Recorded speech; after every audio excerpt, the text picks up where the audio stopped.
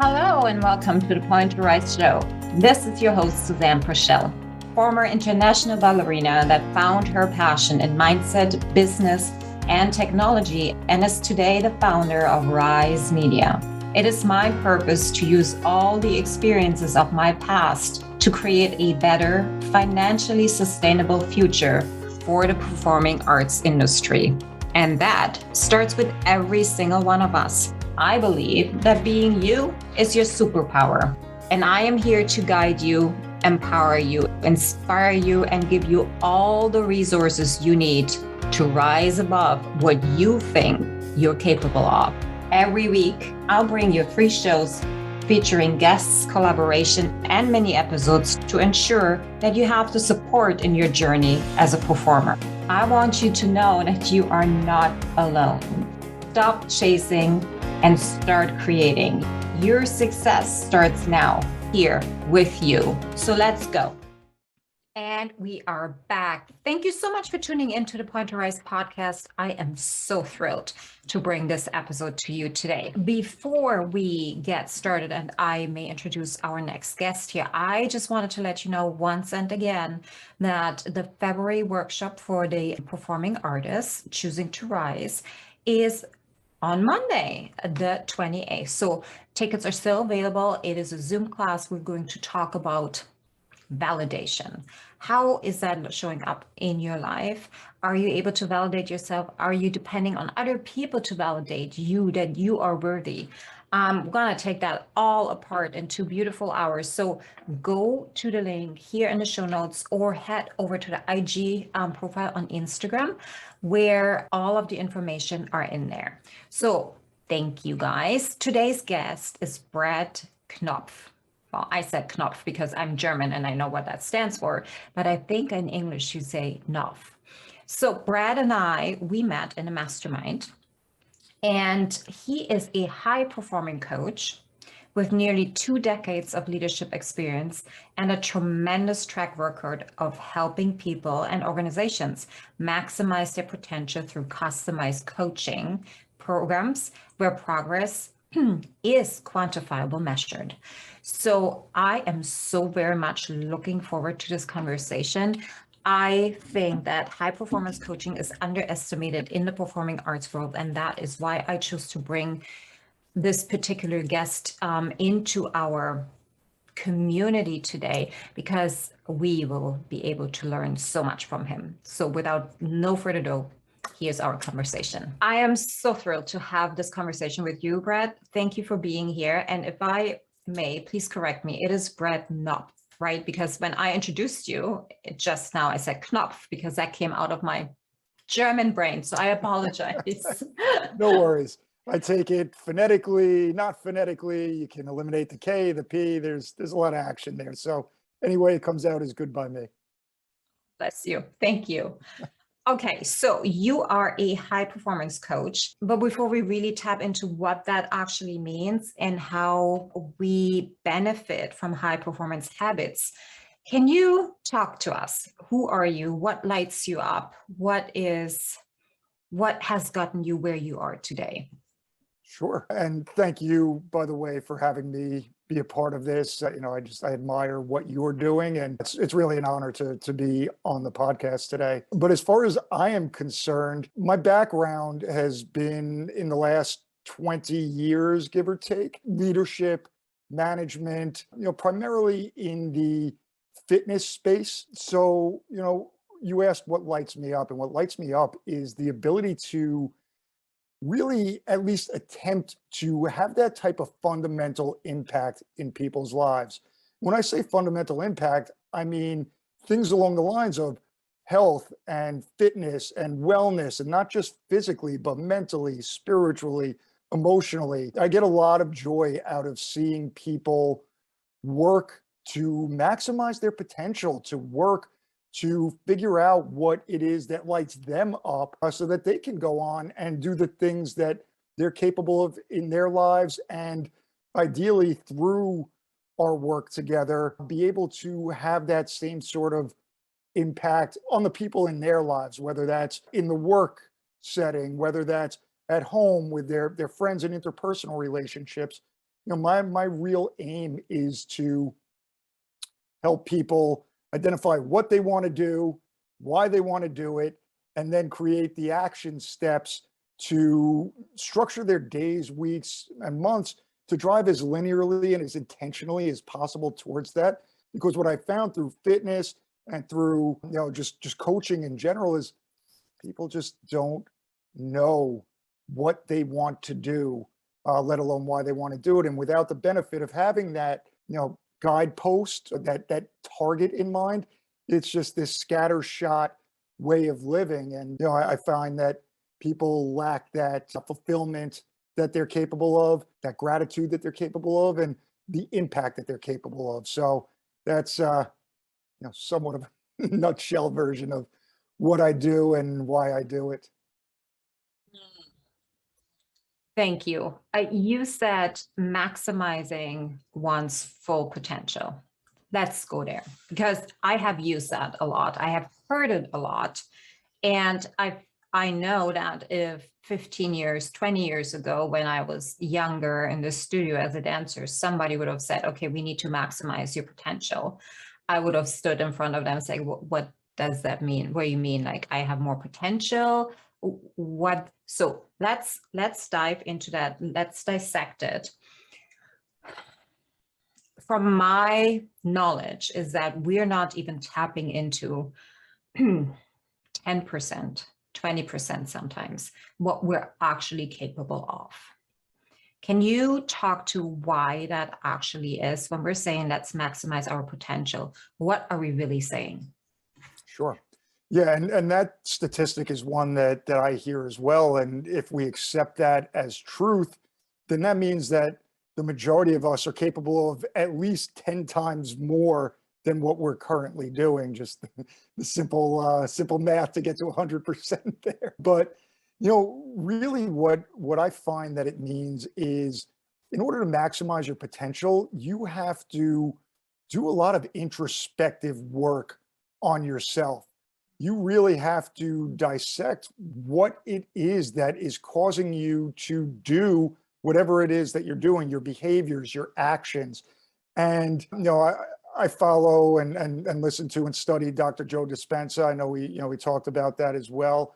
And he says that this is, the science behind it. By the age of 35, roughly 90%, 95% of our behaviors are just ingrained patterns, ingrained programs in us. So largely we're just going through the motions, thinking that we are acting with intention, but it's the rare individual that is actually dialed in day by day, hour by hour, minute by minute on bringing intention and presence to whatever it is that they are doing. So to me, if you are lacking intention in your actions, if the majority of our actions and behaviors are automated programs that have been instilled in us before we even had the ability to develop logic and reason in our lives, our subconscious mind dictating these things, then it stands to reason we're not going to be able to maximize our potential because we're not acting of our own free will. We are really yielding that to this automated program. And to me, that's a huge opportunity for all of us to get introspective, work with coaches, mentors, therapists, etc., to understand what makes us tick so that we can make the conscious decision to start to unwind the things that we're not finding that serve us in living our best lives, in happiness, in finances, whatever it is that is important to any one individual. Living our happiest life. I was one of those people that did not even take in consideration that that's a possibility. Sure. Meaning my programming was instilled from a young age that going through the steps to become a performing artist, to be a professional ballerina, that happy, healthy, wealthy life is out of reach for me. That was my programming. So meaning that when I look back into maximizing my potential, I didn't even know that that was an opportunity or a possibility. It was a fixed mindset versus, Carol, you know what I mean, right? Like we were so put into our boxes that this is what you are, and there is nothing you can do to change or to progress. There is a ceiling for you. And I think when we're talking about maximizing our potential, it is actually a curiosity for me, being curious, what else am I capable of? Like, can I go there? Actually asking the question and not being afraid of failing or succeeding at the same part. Can you emphasize to my thought process there? By all means. And I love that you concluded that statement by saying not being afraid of failure or success, because it does come in both categories. I've seen it innumerable times. People are afraid to play big. They're afraid of what that success would mean in any number of different ways. And really the element of fear is the defining characteristic of most of us that holds us back from maximizing that potential. And that's regrettable, because we, as far as we all know, we only get one shot at this. And I hear a story like yours, and I'd like to ask the follow-up question afterwards of how you overcame that to rise to such prominence and do such great work on other people's behalf and on your own behalf. But I find that limitation that is largely self-imposed by fear it's sad, for lack of a better word, because it's not only that you are potentially robbing yourself of that happiness and whatever you define as your goal and your optimal outcome in life, but you're also robbing other people of reaping the benefits of you stepping fully into who you are and what you're capable of doing. And that's borderline tragic to me, because there's so much inherent good in people, and they play small out of fear. They play small out of not believing in themselves or their capabilities. Really, again, going back to the original statement, never even identifying what that means, defining what that means to them. So, I want to ideally, through collaboration with tremendous human beings like yourself, amongst others, shed light on the fact that just because it's been a certain way to this point doesn't mean that everything moving forward can't be different in the ways that you want it to be different. If you're not getting the results that you want, let's figure out how to generate those results for you, and you will then benefit others as a byproduct, which ideally is something that most of us, if not all of us, are interested in doing and having positive impact. I think we just found our quote, for the title. Yeah. And that's so near and dear to me. I don't know, you must be in my head. I say this all the time. Just because we have done something for a long time doesn't mean we have to keep doing it the same way. Or just because it hasn't worked yet means that it will not work in the next generation or future or the next day. So high performance habits. Let's talk about high performance. What is that? What's the definition of high performance? To me, the definition of high performance is you are operating at what you consider to be your optimal levels. And ideally, you've got some objective measurables to really understand what it is and quantify what that means to you. So, high performance habits, for example, here, Brendan Burchard, he did one of the world's largest studies on high performers, why extraordinary and how extraordinary people became that way. So he breaks it down into quantifiable metrics and categories, whether that's courage or clarity, or, just he's got six different buckets that he measures these things. And, to me, again, if it's measurable, if it's quantifiable, then we'll be able to move the needle and know definitively, or at least more clearly, whether or not we are truly living that high performance lifestyle. And it's a lifestyle. To me, it's all encompassing. It's daily work on ourselves to pick apart the nuances of what we've done to this point, what we want to do. Again, what kind of actions are we taking intentionally day after day after day to move the ball forward? To me, high performance is really just growth. It's that never ending growth process of you against. It's not anyone outside that you need to be comparing yourself to. It's, did I do the work today to get better? Specifically, did I do the work today to get better in pursuit of my optimal outcomes, my goals, the things that are just fundamentally important to me? So that's really how I look at high performance ultimately. Right. So could we potentially say that we are all capable of being high performing individuals? Meaning you don't have to be an athlete to call yourself a high performer. Yes. Agree? A million percent. Yeah, it's not even a question. I had the blank face for a minute, but yes. Okay, you have to watch this on YouTube because that was really good. Nice. Staring. Polling. Please. Okay. So everybody is capable of being a high performer, regardless in what kind of job, industry, passion they're in. Yes. I want to be really, sorry? I truly believe that to be the case.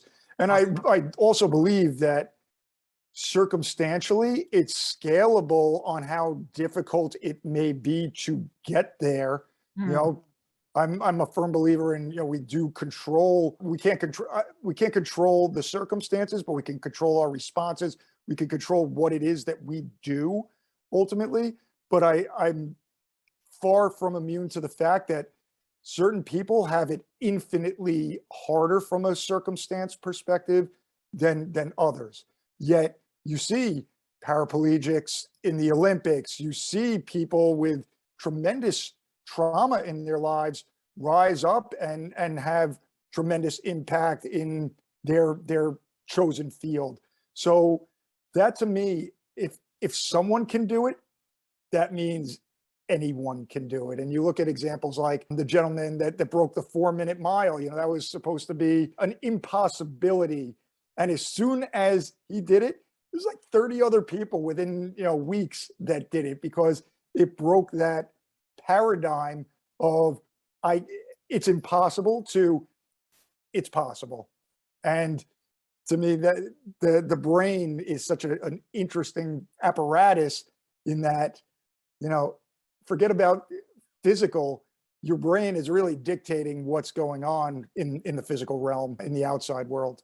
So, okay, so very encouraging. I love it, and thank you for going there. And I'm saying that because when we're looking at, I'm going back into the performing arts world, there is so much in there that's stipulated as impossible. And, without really, really, really, really hard work, you can't, physical hard work only, you will not achieve and the reaction to the outside circumstances. So when I hear you speaking and I clearly align with it, I would say that the belief and the holding on that we can't break through the 4-mile or 4-minute a mile mark is exactly what, for example, that industry holds them back, because nobody really knows what their actually great is. So when you and I talked prior, you said that you actually train some performers in the studios.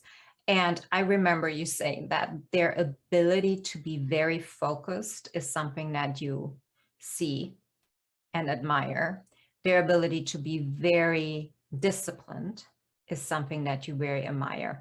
And for me, these two qualities are the perfect breeding ground for putting in all of these beautiful high performance habits that it really would take them to the next level. Yet we believe that there are only certain things that need to be done in terms of work harder, work more, exhaust yourself more, hurt more, the better you can be, right? Like we're not paying any attention to these like 6 inches in between our ears that are so capable of achieving so much more than our body without this is actually capable of.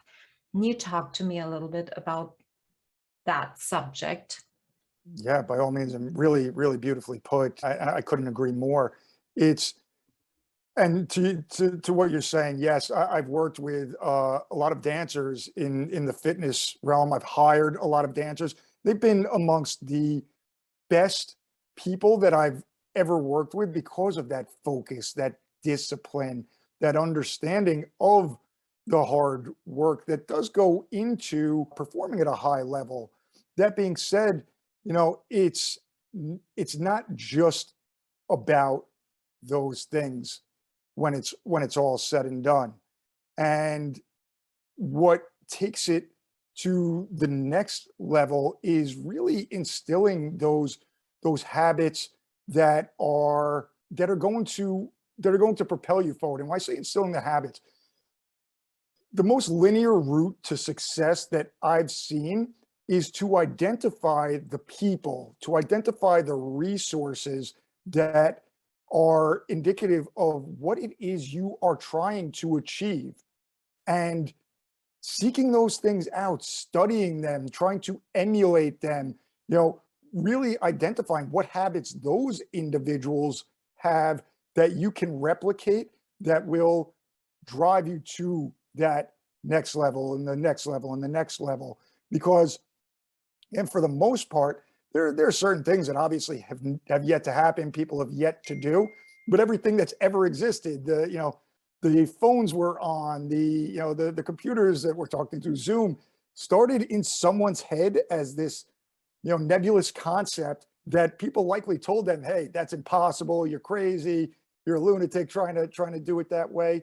And they were so driven and so steadfast in what they wanted to do, and they utilize the resources around them, because most of us, or pretty much all of us, can't do this on our own. Gathering the right tools to move it forward in as linear a manner as possible. Again, I use that terminology quite a bit because there's so much noise, there's so many distractions, and want to block that out and stay as singularly focused on what is going to be the biggest needle mover, or a couple of needle movers at any given time, and lean into that. And that's going to move you forward until you get to the next thing. But there's plenty of people that are willing and able to help you on your journey in doing so. So not being afraid to ask for that help, to seek out that help, and not being afraid to fail, yet keep the feedback loop going. Hey, I tried what you said. I tried what this book said. It didn't work for me. Let's figure out what's next, what could work for me. Maybe I didn't apply it. That's exactly how it was. Maybe that just isn't what works for me. That's all okay. It's a process.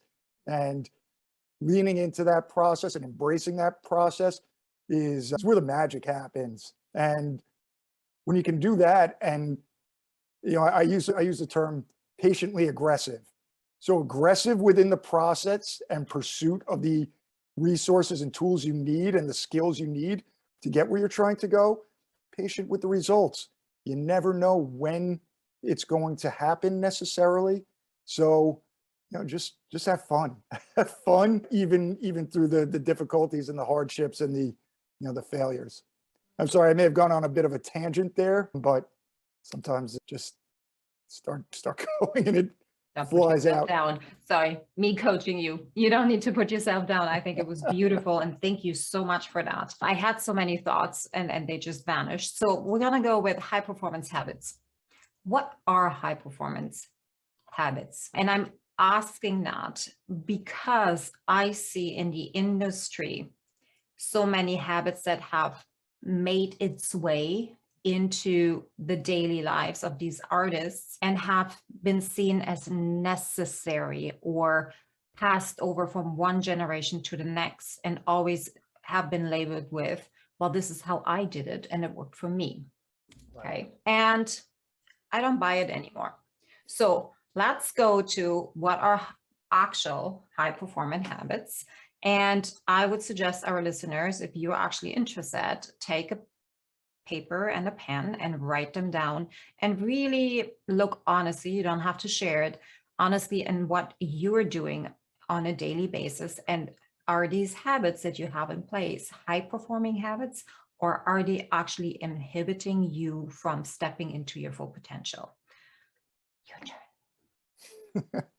Tee it up. Okay. So there are a few things to me that really set the foundation for everything else. Number one, and this should be very easy for your audience because it's part and parcel of what you do professionally, but move every single day. There has to be that movement, 30, 45 minutes on a daily basis that is going to strengthen your body, is going to put you in the best physical position you can possibly be in and have the most energy you possibly can to show up at your highest level as consistently as possible. So, I make it a habit to move every single day. And sometimes that can be just walking, sometimes strength training, sometimes it's, conditioning work, whatever the case may be. But movement on a daily basis is number one. Number two is training your brain on a daily basis. So that can be reading, that can be podcasts, YouTube, social media in a constructive way where you're following people and subject matters that are in alignment with your values and your goals. To me, working on my brain on a daily basis is just fundamental to setting everything else up in the day. And along with that is taking inventory either at the end of the day or at the beginning of the day of what do I have on my calendar. First of all, having a calendar, having those specific actions that are in alignment with your goals, but then really reviewing them. And, when you're waking up or you're going to sleep, you're just envisioning how you are going to show up for each of those important actions in your calendar. That mental rehearsal, that mental visualization is critical because your subconscious brain doesn't know the difference between what is past and visual past and then what you're envisioning in the future. You do that enough, you imprint those things on your subconscious mind, it's just going to expect and your body's going to follow you into fully actualizing whatever outcome you are looking to achieve. Which brings me to my next point, which is meditation. Meditation has been a game changer, a lifesaver, any number of those phrases. Meditation on a day-to-day basis allows you to cut out the noise, really just stay focused, clear your mind so that you can tap into that subconscious and really have a clear opportunity to visualize. And what that ends up doing is keeping you more present because it's such a great tool to when you find yourself being triggered, for example, or you find yourself just kind of going through the motions, you're going to be able to catch that much more rapidly because you're aware, you've got a tool to step back, give yourself the space to shut it all down, and then revisit it in a constructive and productive manner. So that's number three. Number four is journaling on a daily basis. Again, there's so much that goes on every single day. So journaling gives you the opportunity to see very clearly, black and white. Here's what I did. Here's how it made me feel. Here's what I want to do. I actually journal where I started off with productive actions for the day so that I'm really just taking self-inventory and I have that self-accountability every single day to know, hey, Brett, you said you were going to do this. and you didn't, and that's okay, but it's not okay to let that go on in perpetuity. Let's, get on your hustle tomorrow to make sure that that doesn't fall by the wayside. But even a step further, why did I let that fall by the wayside today? Was it something, was a necessary distraction, or did I prioritize appropriately, or did I let unnecessary distractions get in my way of doing something that would have moved me forward, would have helped me grow in the context of my goals and personal development? So that is 4. And give more than you expect to receive. That's a huge one for me as far as habits are concerned. I've got my own goals. I've got a family, two beautiful boys and beautiful wife, and tremendous family, and I love them to death. And within that, I'm just actively looking to give as much as I possibly can to them. Really, anyone that I cross paths with. I have this ethos. I got it from Earl Nightingale, that he says, treat everyone you come in contact with as though they are the most important person in the world. And I love that so much, because by doing so and making people feel valued and understood and listened to, regrettably, these are standout skills at this point, especially in the age of technology, where we're so distracted and talking to people while we've got the phone at the same time, or any number of other distractions. But if you can, and not if you, when you make people feel better for having interacted with you than before they walked into that interaction, a lot of other things are going to fall into place as a byproduct of doing that. People are going to give their love, their attention, their business to you, because you've clearly shown that selflessness in just trying to make them feel good and listening to them.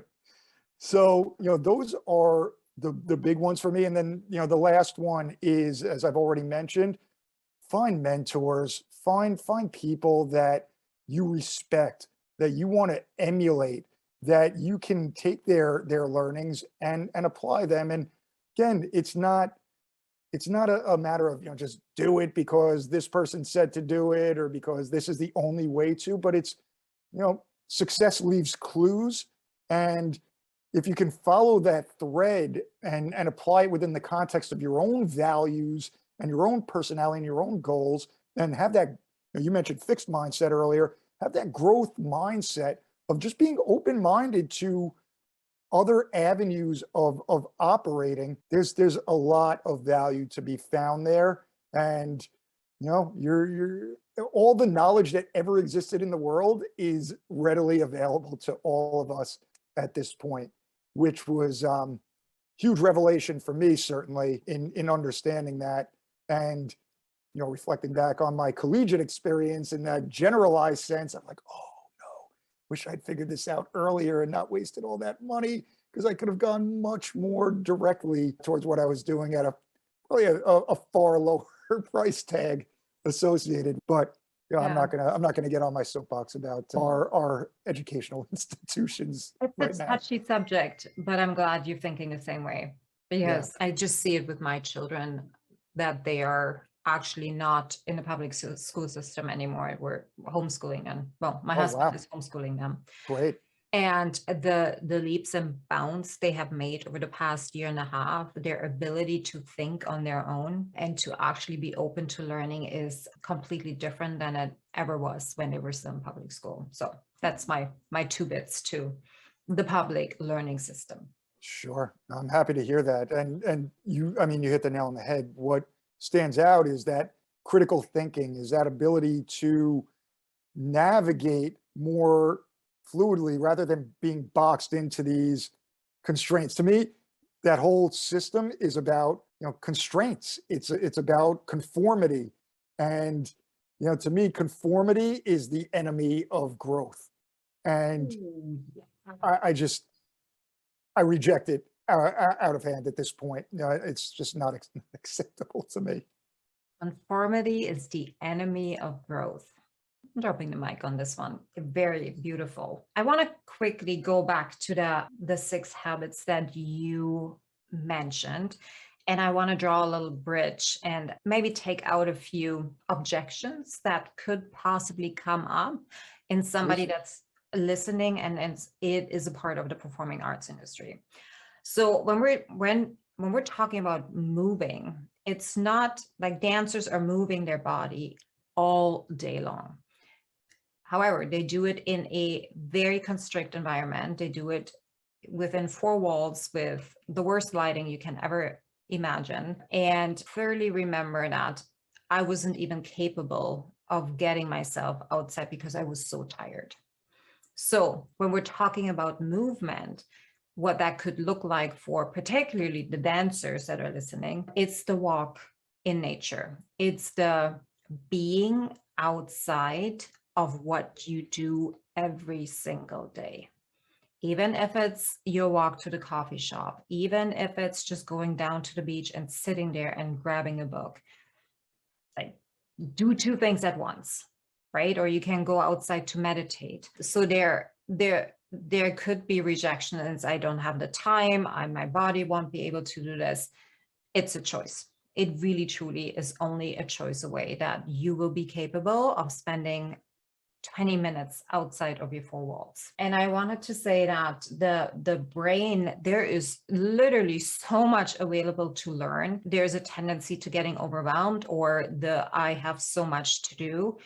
Even if it's not an hour, even if it's not even 20 minutes, if you have 10 minutes a day to read, if you don't have that, you don't have a life. That's Tony Robbins is saying, not mine. However, I love it. If you don't have 10 minutes for yourself, for learning, for reinvesting in yourself, you don't have a life. Restructure today. And as in meditation, so I struggled with sitting down and to meditate. I mean, it was like a horse was racing inside of me and I thought I'm going to explode in the beginning. Gosh. So we have a choice in that moment. We can say, oh no, that's not for me. That's very uncomfortable. There's so much resistance. I'm going to give up. Like, it's not for me. Or we find different ways on getting ourselves started and quiet down, which for me, for example, is really like, there is really literally no escaping. You are bound to these, 1 by 1 square foot and you can't go anywhere and you're relaxed because of that nice warm water going down your back. And that is a really, really nice way in the beginning to just shut off whatever is going through your head, or even starting to understand what is going on in my head. What are these thoughts that are keep coming in? Why they're jumping around like a frog? What is actually going on in me that now where I'm able to listen, how can I dissect it? And so for me personally, it was a very nice and easy way to get myself to the point where I could actually sit down for more than 2 minutes and to let go. I don't know. Would you agree? I don't know if you had the same problems, but a million percent. That's why they call it practice. Meditation is a practice. So it regrettably, I smoked when I was younger, and me too. Yeah, Oh, yeah. I obviously wish I hadn't, but I liken meditation, and this is a funny correlation as I'm saying it, but I kept trying to quit smoking, and it would go for a day or 2 days or whatever the case may be. Meditation, ramping up to it where I could do it consistently, several times a day for more than 30 seconds at a time, took years and years and years. And it's only been in the recent year and a half that I've really been able to get there after, a decade of trying to do it and, saying I'd go a day, then I wouldn't do it for a year type of deal. So no, it's difficult, but it really just is a game changer because of that mindfulness. You're not just submitting to that automatic program. You are able to catch yourself and redirect where needed or where you feel is appropriate because you're aware of what you're doing, what you're thinking, and you can then say, is that productive? Is it not productive? If it isn't, let's move towards something that is more productive. And again, it can be just the thoughts going on in your head. Picking up thoughts. Let's go there because I find it so intriguing. And would I have been aware of it when I was still active as a dancer, it would have completely changed my career. Let's talk about how many thoughts they're actually ramping through our head on a daily basis, how our actions are inspired, what program is basically running ourselves, and how we can become a master of our thoughts. And again, that's a practice, that's a process. It is something that will be on our daily agenda for as long as we are walking on this earth as a human being. Okay, you go first. Every day, Every day. it's work, but it's work on yourself. And that's, getting this done from the inside out, because your thoughts and I think it was Bob Proctor who had said, it's your thoughts are what dictates your actions, or it's your, what you think is how the outside world presents itself to you. So in any event, in order to really get to that point, it does take that daily work. So things like meditation, things like journaling, these are methods that you can utilize to really slow down your brain waves in order to tap into that subconscious mind and start reprogramming it positively. So what I failed to mention to this point, I can't believe I have, is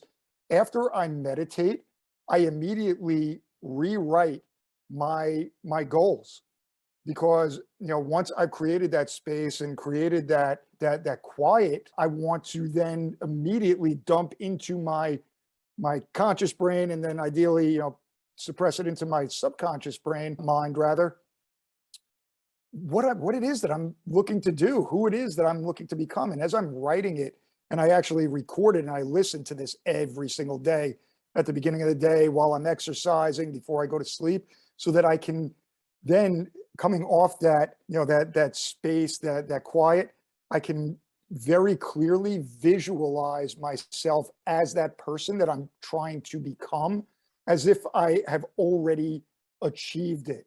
And one more step beyond that is feeling the emotions of what that feels like to be that person, to have achieved those things, having that deep rooted emotional connection to what it is that I'm looking to accomplish, who it is that I'm looking to show up in the world as. And it's such a revelation, again, to understand that we can create that. No one else can tell us who or how to think, what to think. It's our choice of what we think and how we think. And, through our thoughts, which are going to, go into our subconscious, which is going to dictate our behaviors and actions, which is going to then dictate the results that we're getting from the external world. Now we're starting to attract what it is that we need in order to move us further and further along into fully stepping into that high potential, that high performance that we're capable of achieving. And it's just a beautiful thing to see that transformation in people.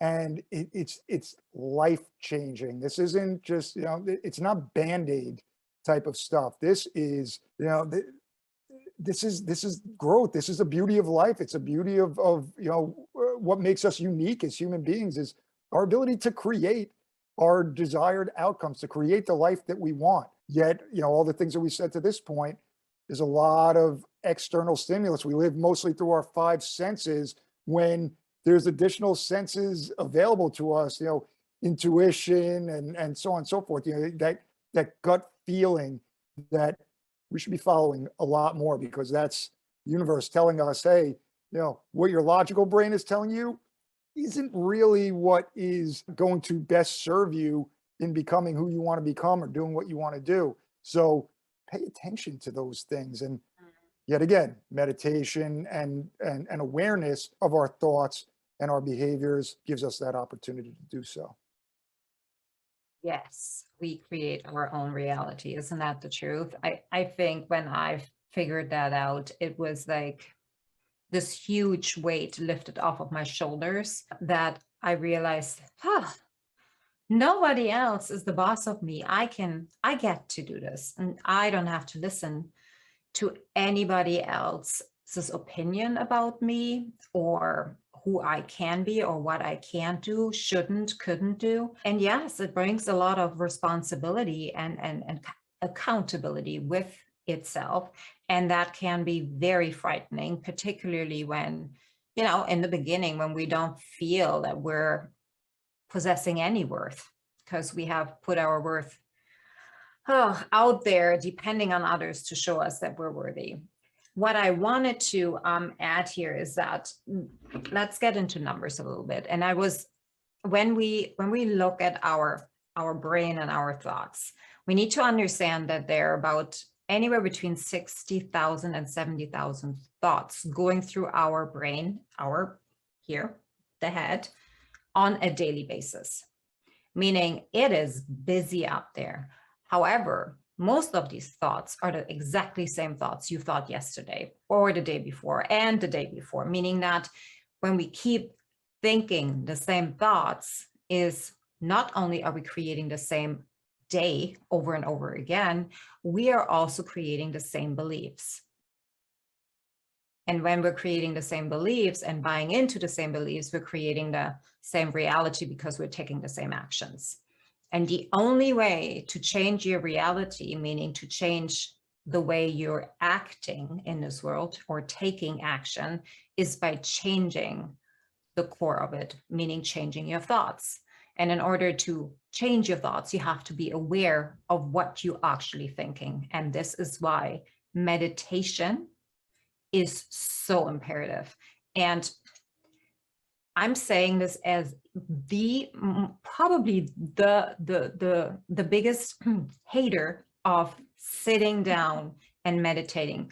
I think for 10 years, people that either read my hand or read cards for me or tea leaves, I mean, you name it, said, you need to sit down and get quiet. You need to listen within. I'm like, no, I'm a runner.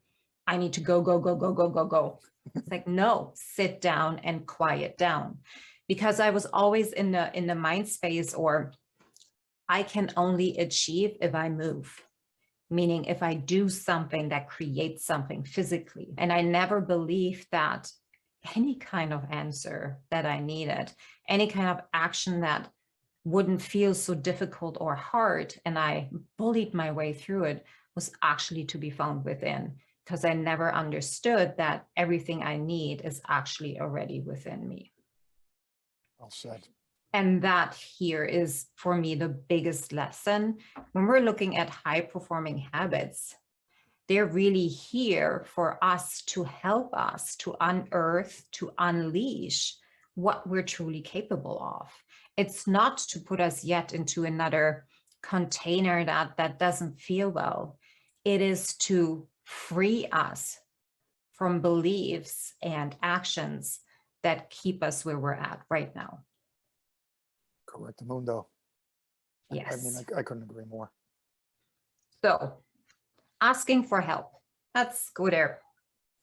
Why do you think it is so hard for people, and I'm including myself, this is my coaching session right now, why is it so hard for us to ask for help? I think there's a level of pride and ego associated with it when it's all said and done. People look at social media. People put out, what is projected as the ideal image of themselves. Yet on the back end, it's oftentimes nothing like that. People are dealing with their anxiety and their depression and their fear and all of those types of things. So, I think that to say, hey, I need help, shatters that external image of what they are projecting out, and it doesn't, there's not congruence with that on an internal level. So, in the absence of that congruence, people are going to not want to shatter the illusion that everything's okay, everything's hunky dory, life is wonderful. Just look at my Instagram here, and I'm always vacationing, and always big smile on my face, and doing all these wonderful things. Yet, I'm not happy. I'm not financially where I want to be. So to ask for help is admitting that that's the case, and that's going to hurt my ego, and and shatter that illusion that I'm lying to myself about, at the same time as I'm lying to the world about those types of things. And that's really, to me, a big part of all of this is we are tremendous at self-deception, at telling ourselves a story about who we are that is not really, there's no one looking, how we actually are, or how we actually feel. And I think a lot of that is due to a lack of awareness. Like, we can feel that, but it's not like we can take inventory. I mean, we've talked about how you can take inventory of these things, but the majority of us are not doing that work on a day-to-day basis to get introspective enough to really see that very clearly, very objectively. This is fact. This isn't, a story I'm telling myself, and, be able to then decide, what do I have right now that I do not need help with, because I am an expert in it, and it is fueling me and feeding me and moving me forward. And what are the areas that I do need help with? What skills do I need to develop in the context of living my best life and achieving those optimal outcomes? So inevitably, I can find, through all the information that's available in the history of the world here, to propel me from. So just in summation, I think it's fear. I think it's ego and pride that holds people back, in addition to just a lack of definitive, objective awareness of what those areas even are, because you don't take the time to go introspective or identify those specific goals for yourself to know what you're driving towards anyway. Beautifully said. And what just came in is, I think, a lack of self-love. Oh, big Because time. if we really love all of us, like every single part of ourselves, we would be courageous enough to say, hey, I want to change this, without any judgment. And that would make the ask so much easier, because we remove the ego, which is our biggest overhead at any given point in our life anyways. And when we remove that, when we're coming from a place of self-love, when we're asking for help, it changes the perspective that we're having around asking, and it's changed who we potentially attracting to help us with. So yeah, thank you for that, because I was not aware of that angle until we talked about this. Great. And I think you are spot on with the self-love part of it. Let me just clarify for a minute. Mhm. The way that I'm talking now, this is from years of doing the work that I'm explaining here. Historically, and however, I can be vulnerable here.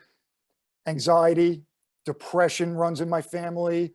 My grandfather, unfortunately, committed suicide. Like, there's a lot of that has gone on. And for years, while I felt like I was happy, just again, that was a story I was telling myself. And as I'm combating these things that are genetic, they're going around me, etc. And I got myself out of that by doing the work that I'm explaining here, seeking out the help that we're talking about, and really starting to take all of the objective, unsolicited feedback that I've gotten over the years in these leadership roles over the last 20 years. They've said, thank you for changing my life. Thank you for helping me maximize my potential.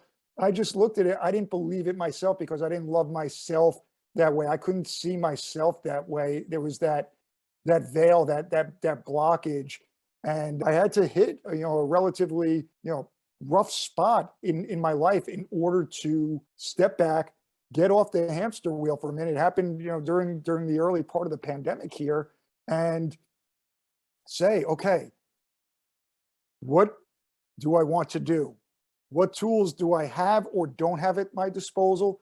And let's figure out who can help move me along now that I have clearly identified what it is that I'm looking to accomplish. And the evolution and just the way that it's magnified and had that permeating effect into all areas of my life, all of my relationships, has really been fascinating, but so much fun and so exciting, and certainly not easy. It's tedious and it's painful when you're going into, therapy or working with coaches or whomever, and you're really getting into the nitty gritty of who you are, what you really don't like about yourself, so that you can begin to make that change, so you can love yourself and show up as the best version of yourself in pursuit of whatever you're looking to do. And then, as I keep referencing, helping the other people around you just by your presence, by you showing up as the best version of yourself, or a better version and a better version and a better version, day after day after day. So what I love about what you just said is that you did not take what was given to you in terms of like family circumstances as something that you have to perpetually pass on to your next generation. And I feel that so many in our particular generation are coming to that conclusion that we actually have to have the power to break through these generational traumas that have been put into place for us. It's not ours to carry, for once. However, sometimes it feels like we need to, because that's what we've heard, and we made it our truth somewhat at some point. I personally started some inner child work, which I knew I have, or know I will benefit from it. I know it's time, and I have to say that is particularly hard for me, because I didn't have a hard childhood, but it left me with all the trauma that I still carry. And I don't want to go back there. And that's why it is so hard. However, I also know that it's the answer to really, truly unleashing my potential, my really true potential, that the beliefs that I inherited, the shame and the disrespect and the lack of love, is what's keeping me tied down at the moment. And I know that whoever can relate to that, I think when we let go of the shame that we should be at a certain point at our age, and whatever that age is, when we can let go of that and be open to loving ourselves for who we are at whatever stage, because there will be so many other stages in our lives if we're open to it, and to just let go of everybody else's expectations, sometimes even including our own expectation, then we truly will be able to grow our wings to the biggest that they can be. Yeah. Last question. If you could talk to your 16-year-old self, let's imagine he would not turn his head away. He would not get up and throw a teenage tantrum. And you could give him a little bit of a hug and a love advice. What would you tell him? Your intentions are pure. You're good enough. You don't need that external validation to live your best life. You're good as you are, and there's opportunities to get even better by figuring out what you want to do and finding the people and the resources that can propel you forward. But regardless, take care of yourself, take care of the people around you, and you're doing as well as you possibly can. And everything is acceptable when there's genuine intent behind it. Just take care of yourself so you can best take care of other people. Thank you. Hey, where can we find you? Who is your ideal client? Like, who would be a fit for you that would benefit from your work? Where can we find you, and how do you work with people right now? Sure. Yeah. So for me, you can find me at knopfknowssolutions.com. Now that's my website. I'm also on Instagram at knopfknows. So those are two places you can find me.